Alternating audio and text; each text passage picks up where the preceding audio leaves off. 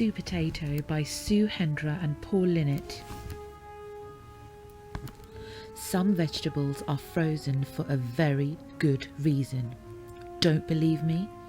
Then keep reading. It was night time in the supermarket and all was quiet. But, crash, bang, something had escaped from the freezer. Something small and round and green. Something looking for trouble. Big trouble. "Help, help!" cried Carrot. "I'm stuck to the conveyor belt." Arr! Cried Broccoli. Someone's drawn on my face. Cried Cucumber. Who was doing this? And was there anyone who could help these vegetables in distress? Supertato to the rescue. He used his super speed. He used his super strength. He used a flannel and some soapy water.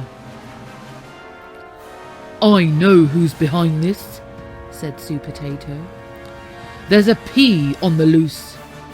Oh no, not a pea, everyone gasped. "Yes, a pea, but I'm out of the freezer now and I'm never going back." Mwahaha! And the evil pea ran off to commit more terrible crimes.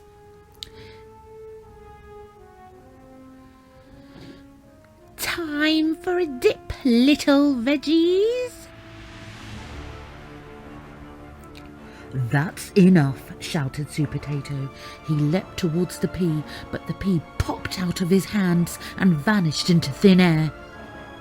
Supertato set out on a super search. He crept through the cakes, checked the cheese, and snuck up on the beans. Then something caught his eye. "The game is up," yelled Supertato. "Kapow!" But the pea bounced out of reach and onto a trolley.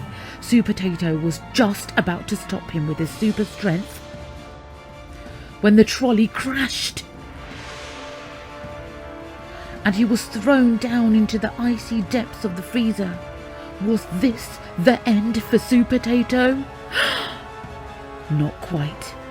But the pea was off his trolley and lying in wait.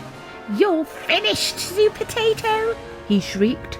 But Supertato summoned up all his strength and ran for it. The pea nearly had him at the beans and closed in on him at the cheese. He had him cornered at the cakes. "So much for Supertato!" screeched the pea. "You're about to be mashed, potato!" Surely this was the end for Supertato.